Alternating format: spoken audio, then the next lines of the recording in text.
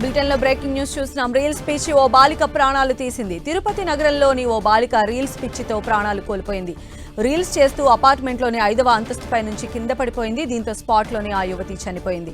తిరుపతి నగరంలోని రాజారెడ్డి నగర్లోని సాయి నివాసం అపార్ట్మెంట్లో ఈ ఘటన చోటు చేసుకుంది. ఈ ఘటనపైన కేసు నమోదు చేసిన పోలీసులు దర్యాప్తు చేపట్టారు. రీల్స్ చేస్తూ ఒక బాలిక ప్రాణాలు కోల్పోయింది. తిరుపతి నగరంలోని ఓ బాలిక రీల్స్ చేస్తూ 5వ అంతస్తుపై నుంచి పడిపోవడం జరిగింది. అక్కడే ఆమె స్పాట్లో చనిపోయింది. మరిన్ని అప్డేట్స్ తెలుసుకుందాం. మా ప్రతినిధి మురళి మనకు అందుబాటులో ఉన్నారు. మురళి, సంజయ్, మీరు అన్నట్లుగా ఈ 13 ఏళ్ల పుష్ప బాలిక రీల్స్ పిచ్ లో పడి చివరకు ప్రాణాలు పోగొట్టిన ఘటన నగరంలో సంచలనంగా మారింది. ఏదైతే నగరంలోని మిన్నట్టు సాయి నివాస్ అపార్ట్మెంట్ లో ఈ దుర్ఘటన చోటు చేసుకుంది. ఇదే అపార్ట్మెంట్ కు వీరి తండ్రి వాచ్మెన్ గా పనిచేస్తున్నారు. ఈ అపార్ట్మెంట్ కిందే వీరికి ఇల్లు కూడా ఉంది. సరిగ్గా నెల రోజుల క్రితమే వాళ్ళు ఇక్కడ వాచ్మెన్ గా చేరారు.